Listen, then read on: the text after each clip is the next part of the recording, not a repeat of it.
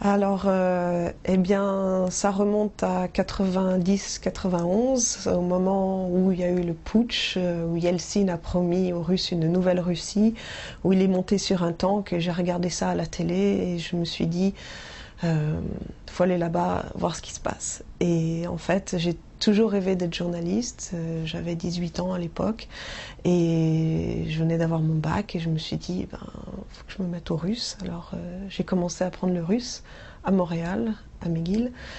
Et en fait, donc mon père est canadien, ma mère est française, et j'ai étudié là-bas à Montréal. Et après, je me suis dit, bon, ben, il faut aller en Russie. Et quand, quitte à choisir être entre deux cultures, la culture canadienne et la culture française, eh ben, je me suis pris de passion pour une troisième, celle des Russes. Voilà.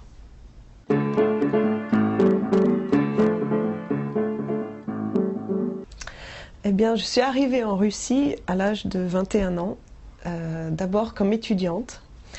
Et j'arrive un matin très froid à Nijni Novgorod. Et tout de suite, je me suis sentie très très bien là-bas. Et je vais vous expliquer pourquoi. Le matin, j'arrive dans cette ville qui est à 450 km au sud-ouest de Moscou, et une femme aux cheveux blonds comme ça, avec des grosses lunettes, ouvre mon coupé qui est le wagon. Elle me regarde, elle me dit « On en a déjà une comme toi chez nous ». Et j'arrive à la maison de ces gens chez qui j'habitais, j'étais étudiante à l'époque, et effectivement j'avais une sœur russe, une femme qui me ressemblait. Et cette famille, j'ai tout de suite eu des atomes crochus avec eux. Et j'ai décidé après de rester en Russie assez longtemps. J'ai commencé d'abord comme freelance pour des papiers, pour des journaux au Canada et en France. Et c'était un peu la vie de bohème. Et puis à un moment donné, j'en ai eu marre et je suis allée travailler au Moscow Times, qui est un quotidien anglais publié à Moscou. Et puis c'était le temps de 80, donc 95, 96, 97. C'était la ruée vers l'Est. C'était le moment où on pensait que tout était possible. L'argent coulait à flot. Il y avait des fêtes incroyables. Il y avait un optimisme vis-à-vis de la Russie fou et une énergie palpable à Moscou. Et beaucoup de jeunes journalistes ont commencé comme moi d'ailleurs au Moscow Times, qui après ont fini ailleurs. Et le Moscow Times est un journal qui a été établi par des gens du Herald Tribune ou du New York Times, qui justement voulaient encourager la liberté d'expression et de la presse en Russie.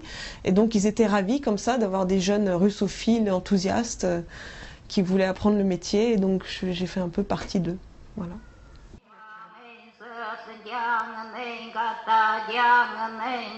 C'était en 2001.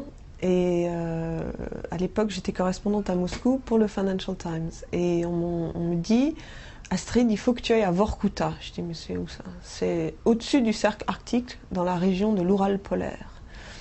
Nous sommes en janvier 2001. Et je pars là-bas, en fait, faire un reportage sur un prêt de la Banque mondiale pour le Financial Times qui aidait la Russie à s'écouler, à vider les villes de ses habitants, car les villes ne pouvaient plus les soutenir financièrement, car ce sont des villes goulag qui n'avaient aucune raison économique d'exister. Et donc je suis allée voir cette ville pour faire un reportage là-dessus. Et puis, donc j'ai passé une semaine là-bas.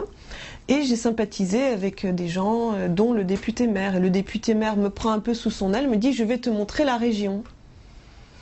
Et je ne m'attendais pas du tout à ça. On quitte Vorkuta pendant les quelques heures de lumière qu'il y a au mois de janvier, n'est-ce pas? Et qu'est-ce que je découvre autour de la ville? Des tchoums, des tentes, des tipis, avec des éleveurs de rennes tout autour. Je me dis, mais c'est incroyable, mais c'est vrai, mais les Russes, ils ont aussi des Inuits. Au Canada aussi, on a des Inuits. Et moi, je suis canadienne et j'ai eu quelques amis Inuits, indiens aussi. Et ce sont des gens qui me sont proches de culture. Ma belle-mère est du sang algonquin. J'ai grandi dans les légendes indiennes, etc. Et les mythes et les esprits et toutes ces choses-là. Et donc, je me suis dit, mon Dieu, mais c'est vrai, les Russes aussi, ils ont des Inuits, mais comment ils vivent? Est-ce qu'ils vivent mieux que ceux de chez nous au Canada? Parce que ceux de chez nous au Canada, ils s'en sortent pas vraiment très très bien. Et D'ailleurs, toute mon enfance, j'ai été nourrie d'histoires d'Indiens qui sombraient dans l'alcoolisme, qui battaient leurs femmes, etc. Et là, le peuple que j'ai vu très brièvement, ces Inuits à côté de, enfin ces Nénètes pour être plus précise donc, à côté de Vorkouta, avaient l'air de vivre totalement en harmonie avec leurs traditions. Ils venaient à la ville chercher ce dont ils avaient besoin. Enfin, ils semblaient avoir trouvé un équilibre. Donc je me suis dit, très bien, je vois ça, je reviendrai, mais pour moi, sur mon temps à moi. Voilà.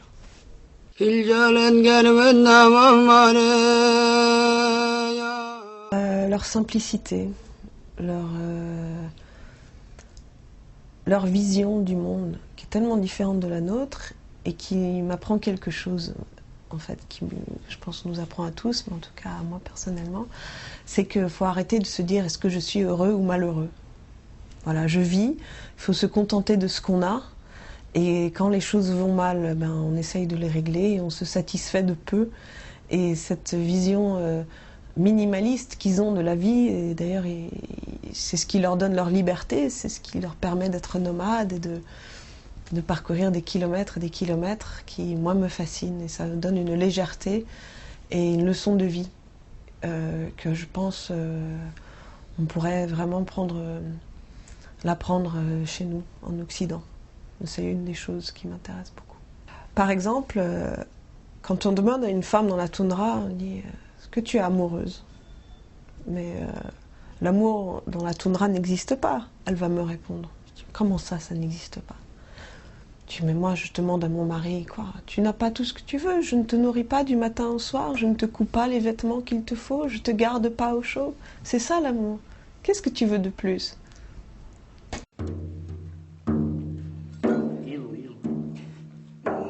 C'était lors de mon premier voyage, ma première expédition personnelle en 2005, organisée par le député-maire de Vorkouta, qui était donc devenu un ami.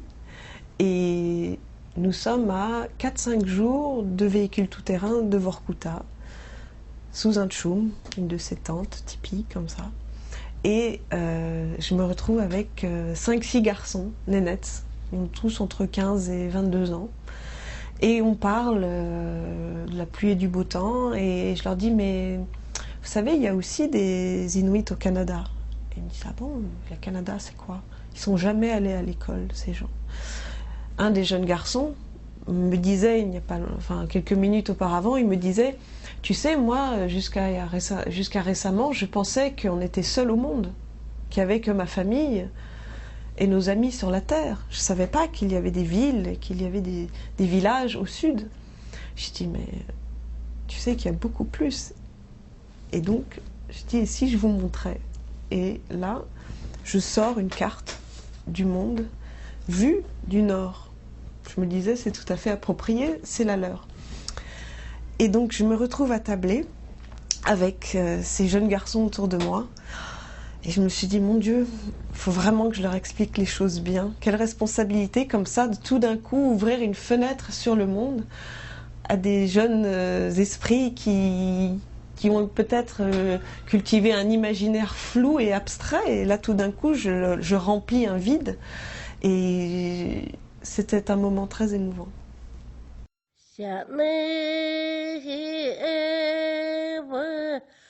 En 2006,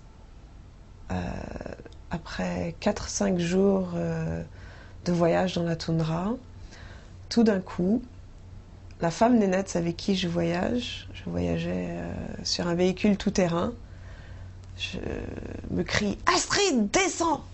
Moi, je suis là en train de dormir sur le toit du véhicule tout-terrain parce que, force, vous savez, de voyager longtemps, on est KO. Donc je dormais, j'étais très très bien en train de rêver, le nez dans les nuages, dans le grand ciel. Et elle me dit « Descends, prends tes affaires, va-t'en !» Je dis « Mais qu'est-ce que j'ai fait ? Écoute, discute pas, tu t'es conduit très très mal avec mon mari, je le sais, va-t'en !» Je regarde tout autour, il n'y a rien. Je sais que la voie de chemin de fer la plus proche est à 35 km. Il est 10 h du soir. Et je me dis, bon, Eh ben, c'est la jalousie nénette. Voilà, j'ai fait connaissance et j'ai pris mes affaires et je suis partie et j'ai bien réfléchi et je me suis dit que il fallait faire attention aux femmes nénettes et à la jalousie des femmes en général. Une des choses que je trouve très difficile dans la toundra, dans le Grand Nord en général, je pense pour beaucoup de femmes, en tout cas pour moi en particulier, qui est coquette, c'est de ne pas pouvoir être une femme, de ne pas pouvoir se maquiller, de ne pas pouvoir se sentir belle, de ne pas pouvoir juste être femme. Et quand on marche des heures et des heures sous le soleil avec des grosses chaussures et on est en sueur, on arrive, on n'est pas présentable, un jour, 2 semaines, 3 semaines, quand il y a un événement, un dîner, on a envie de se faire belle, on a envie de se parer différemment et on ne peut pas. On ne peut pas, alors tout ce qu'on peut faire c'est peut-être se laver les cheveux, se faire des nattes différentes, mais on ne peut rien faire. Et j'avoue que ça, je trouve ça difficile. Et je pense mes prochains voyages, eh bien, j'ai appris ma leçon, c'est terminé. Je me parfume dans la toundra, je me maquille dans la toundra. Et c'est voilà.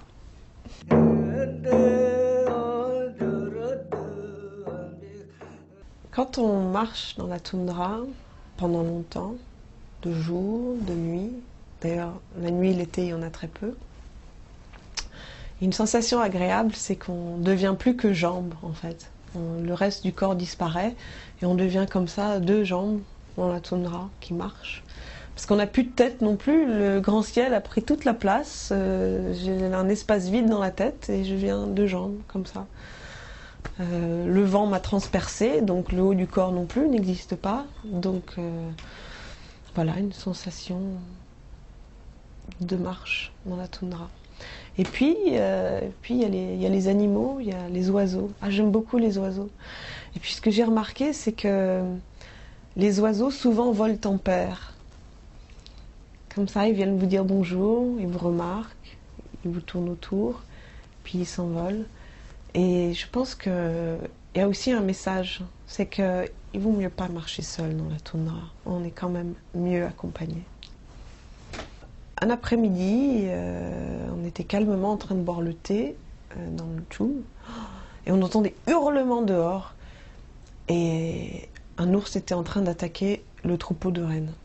Et là, les garçons bondissent comme des chats, carabine à la main, ils vont tuer l'ours. En 10 minutes, ils ont parcouru je ne sais pas combien de mètres, c'était incroyable la vitesse à laquelle ils pouvaient courir, ces hommes. Tuent l'ours. Mais il avait réussi quand même à tuer un renne, lequel nous avons pu goûter à ce renne donc le lendemain, dans un ragoût. Et le renne, c'est quand même l'animal sans lequel ils ne peuvent pas vivre. Donc s'il y a un ours, un loup, d'ailleurs j'ai vu des loups, s'il y a un ours, un loup ou un autre rapace, et d'ailleurs il y a des rapaces hommes qui s'appellent des braconniers russes, qui sont aussi une grosse menace avec leurs chiens fous. Ce sont aussi une menace pour les troupeaux de rennes, car en fait sans le renne, les nénettes ne peuvent pas vivre. Il y a une véritable symbiose, relation symbiotique entre les nénettes et les rennes.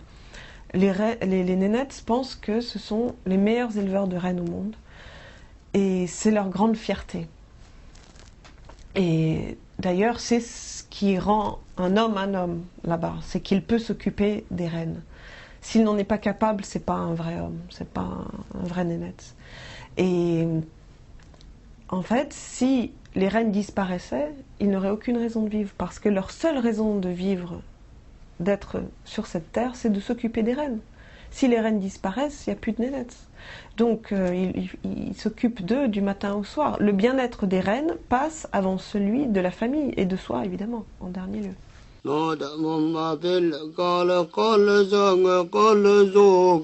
Mon premier voyage était dans cette région ici, du côté européen de l'Oural, à côté de Vorkuta. Le deuxième voyage dans la péninsule de Yamal.